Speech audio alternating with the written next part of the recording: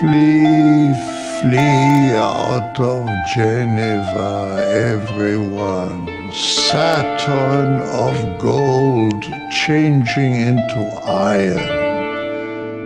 Repulse exterminates all opposition. The heaven shows signs before it happens.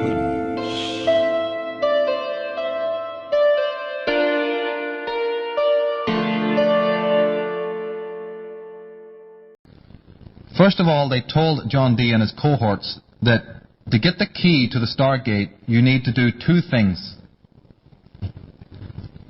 The first thing you need to do has to be in two parts. The first thing you need to do is to find out how to make matter from energy. I'm cutting a long story short. It took them hundreds of years just to read through this stuff.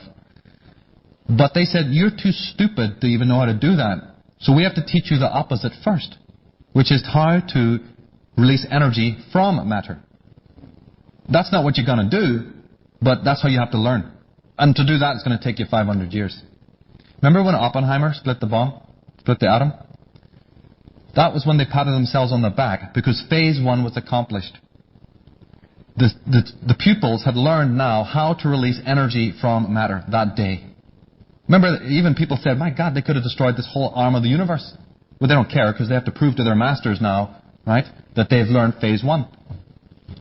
That's actually not what they have to learn. They have to learn the opposite. But they had to learn phase one of how to release energy from matter. That was done.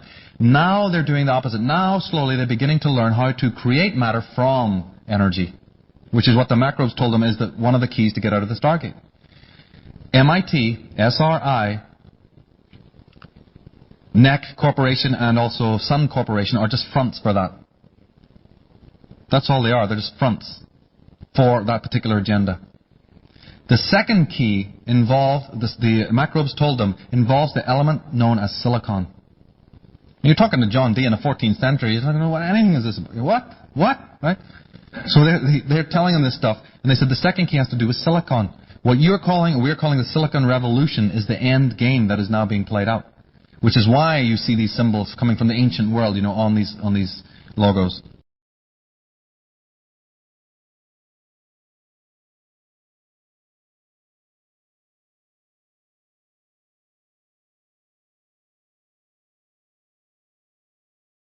I want you all to imagine, if you want to know what CERN is doing, I want you to imagine you come into a world and you find architecture all over the place, buildings and homes and houses, and you think they're beautiful and it's really a big discovery. You find out with the houses, you can house people. You can do many things with a house, with a structure. All of a sudden, after many years, you become curious and you say, what's holding all this together? And you begin to find not nails that you can take out, but glue that has bonded itself to the materials. And you become interested in that glue that's holding the structure together. And so you're fascinated by this glue, and you've tried everything to replicate it. You can't, because it's hardened. Glue is hardened. You come to the realization the only way to find out how this glue is working is to break it down to its basic particles. And you have to have that glue in its former state, not the state after it's already hardened, right? So you don't want it in the cured state, the state that you can see. You want it in its initial state, which is a liquid state, before it hardens.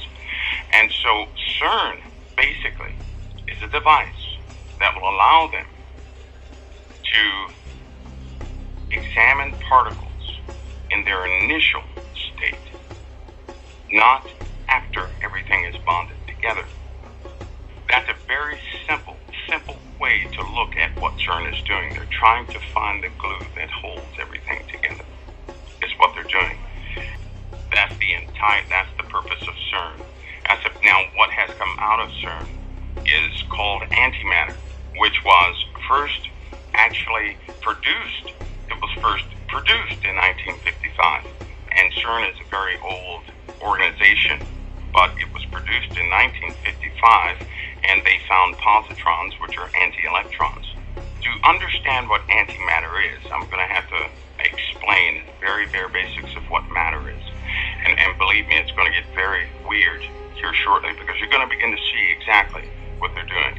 But you have to understand what you're looking at now. The matter and antimatter are in fact opposites. Now, the matter that we have in front of us, if you take a piece of wood, nothing happens. It's just a piece of wood. But if you set that wood on fire, you have caused a reaction. And then it's in a dangerous potential state. It's active. If you have a battery outside of your cell phone, it does nothing. You put the battery inside the cell phone, the electrons begin to flow. The electrons will flow from one place to another. Essentially, that's what electronics are, the control of electrons. They control the direction, the speed of electrons, which create tiny pulses. They flow or don't flow, flow or don't flow. Those are called gates. Those gates form computers. And with a computer, we can do fascinating things. This is why they did, in fact, take Nikola Tesla's findings, because he discovered some things with electrons and protons that were very fascinating. Electricity within itself is a visual observation of electrons and protons in their active state, non-controlled state. Antimatter is the opposite of the matter that we can control. Antimatter cannot be controlled. In fact, when they first produced antimatter, they had to have a facility to contain it, because unlike the wood, where you have to have a reaction to cause it to burn, antimatter, you have to have a containment to cause it not to burn. That's the only way they can store it, with massive facilities to store it. Let me give you an example. In a nuclear bomb, it takes timing, which takes electronics, and the explosions have to be just right to cause a reaction. That's a nuclear bomb, like the Hiroshima bomb, which takes pounds of nuclear material to cause it to react. And it has to be very precise. Well, let's go the opposite. Let's say we had antimatter, correct? If we had 1 gram of antimatter, that would equal about 42 or 40, let's just say 45 kilotons of TNT, which is about 4 Hiroshima bombs. And it's already inherently unstable. It's unstable. The only way to harness antimatter is to contain it. And it takes very large and expensive facilities to contain just 1 gram of antimatter. Some have failed, some have not. If those containment devices fail, they cause mega quakes. That's what happens when they fail. Now we're talking small, tiny drops of antimatter. I mean, just drops of raw antimatter. It's highly unstable. It has to be isolated from the rest of reality when it's contained in a literal sense.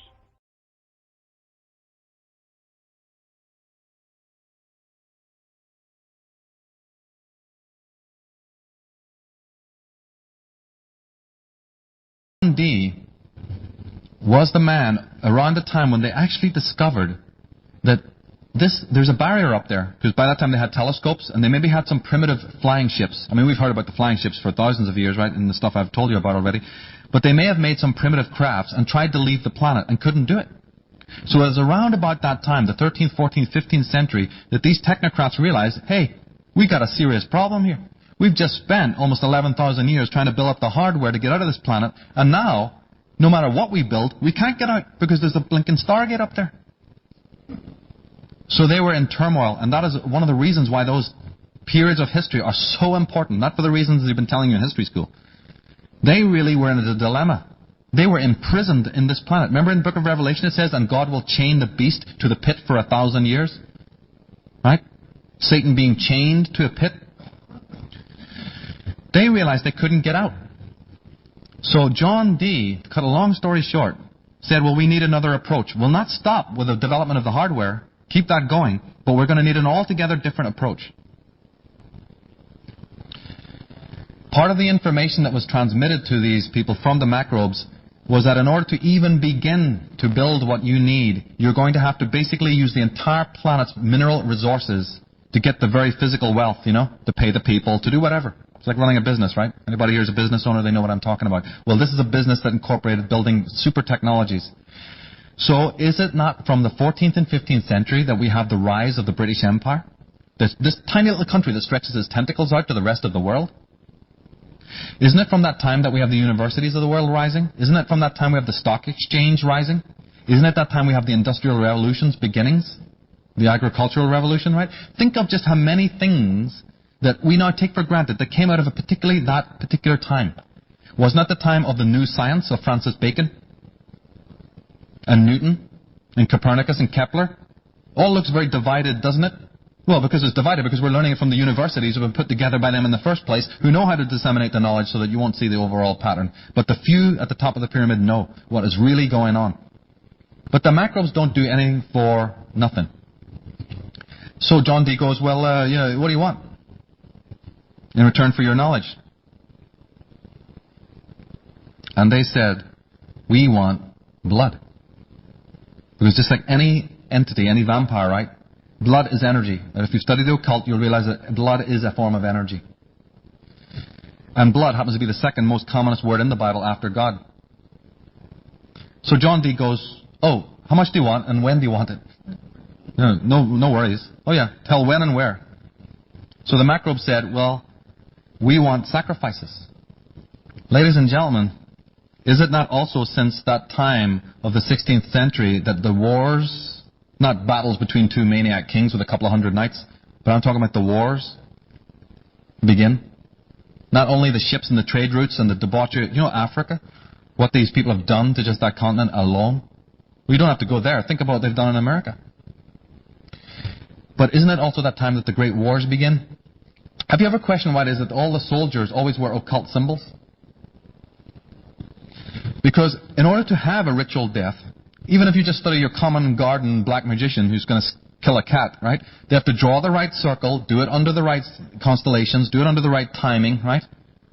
Think of a mass on a huge level that has to send up energy to these beings. It can't be done, it doesn't qualify as a ritual killing unless certain things are done properly. So the location is very important. And the timing is also very important. So they said the ritual centers, our cities are actually, that's what they are. They're ritual centers for that.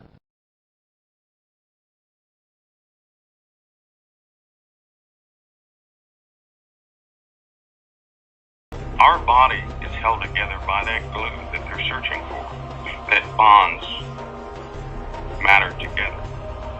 Those who understand what's called the standard model, they have a pretty good idea of what would happen if the force table in the standard model is just an explanation of how all things work. You're dealing with matter and force, and they have categorized the elements of matter, everything we can touch and feel and observe, in what's called quarks, the building blocks of protons and nuclei. What they're looking for is a higher explanation of how everything works. This is the particle they're searching for. Now, they found half of it. They already found a component of it. But they also found with antimatter, this antimatter can be absorbed by any realm of paranormal activity. It is, in effect, neutralized and absorbed. So there's a physical effect to the spiritual world in antimatter. And often, demonic entities and all these other paranormal things are attracted to antimatter. They're attracted to it. For every gram of antimatter that's produced, and then it's bought into this world, when they produce it, it attracts things from another dimension coming here. What is CERN going to do? Is to allow humanity to produce pounds of antimatter. And I hope people have a general understanding of matter, which we can touch and feel and observe, and antimatter, which we cannot touch, feel, or observe. However, it's working in tandem. CERN has yielded so many results and gave a true definition of paranormal activity. It's beyond me that a lot of people cannot get this through the truth of the word. They can't. Antimatter is being pulled out of nowhere out of this other dimension, which is nowhere but everywhere. In consequence to that, they found out antimatter has a specific type of energy signature that they can, in fact, detect. This is how is part of the process of pulling it out. Now, with the general basis of what CERN is doing, that's the basic idea of what they're doing, and that's exactly what they're doing with particles.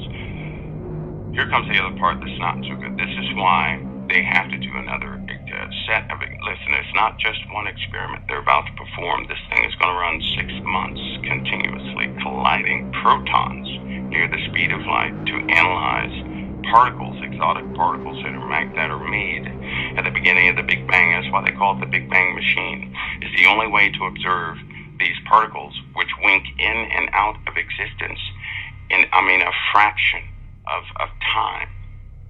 A fraction of time. And the consequence of this search to gather more and more of this matter, by the way, they have a more efficient method of pulling out or gathering antimatter, which is why they need to know the properties of some more properties of this particle they have described. Once they have these properties, they will be able to extract as much antimatter as they desire efficiently. It's right now to obtain antimatter is very inefficient. It's very inefficient. In other words, to get a pound of it would take about 10,000 years at the current rate. It's just not going to work. CERN will allow them to do that probably within a week. But here's the consequence. They've observed the energy of both matter and antimatter. They found out that antimatter is intimately tied to every single life form on this planet. They found out that energy signature is the same energy signature in all life on this planet. All life, none excluded. Found out when any life form is in the presence of antimatter, the energy of the life form changes. The energy changes. I'll put this in basic terms.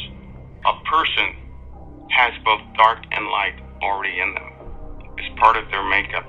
It's what you can't live in a material world without antimatter. Nothing would exist. And so a person has both good energy, which would be this realm, this realm of matter, but they also have energy of antimatter. So they're connected. A person is connected to both realms at the same time on the energy level, and they don't even know it. They don't know it. And they have found, with all the experiments they have found out why paranormal activity exists. They know exactly what it is. They don't want to tell anybody. This is why they perpetuate foolishness on television. But every single person, every single life form is connected to that realm, that other realm, into this realm of reality all the time. Now, a person's thoughts, how a person feels, and doctors know about this too, how a person feels will determine which energy they draw from. You can draw from this realm, good realm, and you have positive results. That's called faith. That's why doctors believe in it. That's why they give out placebos. They know that if a person believes something is helping them, they have it within themselves to repair. They can command their bodies to be repaired simply based on belief. And people think they work. And people have recovered from cancer. People have recovered from back injuries. Quadriplegics have been repaired simply by their own faith. This other realm, because that energy is contained in another dimension, so to speak. That's the containment wall. But when a person draws that energy in, it is the opposite of this realm. In this realm, again, we have to light a piece of wood with a flame to catch it on fire. In that realm, it's already on fire. You have to contain it to see the wood because it's engulfed in flames. It's the opposite of this realm. When a person changes their emotional state, their energy changes. And they begin to draw their energy from this other dimension, this chaotic and violent and uncontainable place where they draw dark matter from, intimately linked. And it's in operation all the time. Now the scientists, they are aware of this. Now here's the other part that's not so comforting. On the spring equinox, the forces change on the Earth, and they know this. They know that forces do change, which will in fact allow them to have better results. And believe me, it's timed perfectly. It is timed perfectly.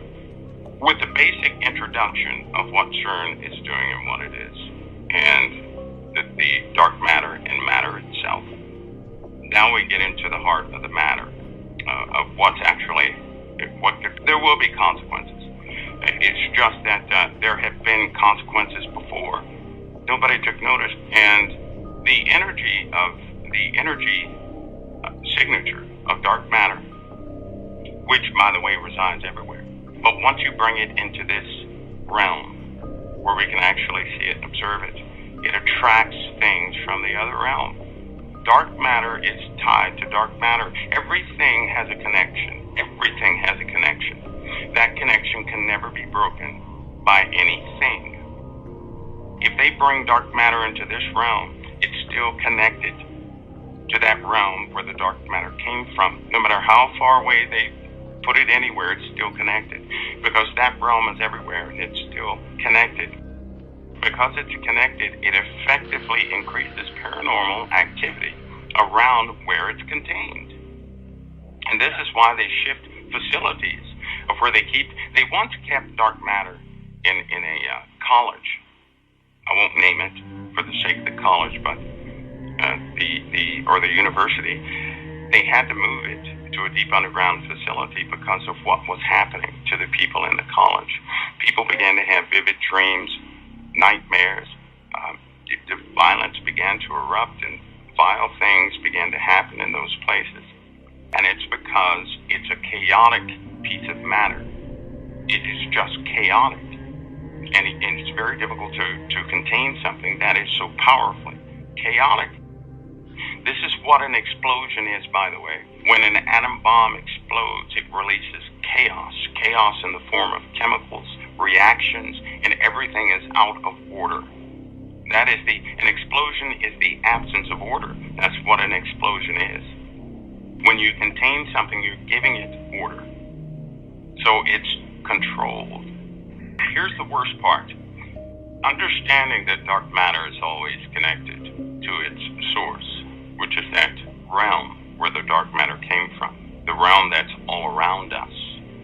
Just imagine that dark matter being the ocean, right? Imagine this realm being the submarine. We're all in the submarine having fun, and we're doing our thing, and we have disagreements here and disagreements there. And then we find out there's a hole in the sub. But the hole is not, we thought the hole was in the sub, but it wasn't in the submarine itself. It was, in fact, in the people. The people's water inside their bodies began to increase based on their emotions. Let's just say that. And the dark matter can then come into this realm through people. That's, in fact, what they discovered in 1950. That people can also produce dark matter by way of, it's very minute, it's very tiny, but it's measurable, it's quantifiable. In fact, they now know how much energy a person has to have before they go absolutely berserk. They also know how much of that energy signature a person must have before an entity from that realm can possess them, which also allowed them to understand that not everybody can be possessed. Not everybody can be, the person has to be prepared. To be possessed, they have to be, in essence, they have to be a portal themselves to be possessed. Not everybody can be possessed.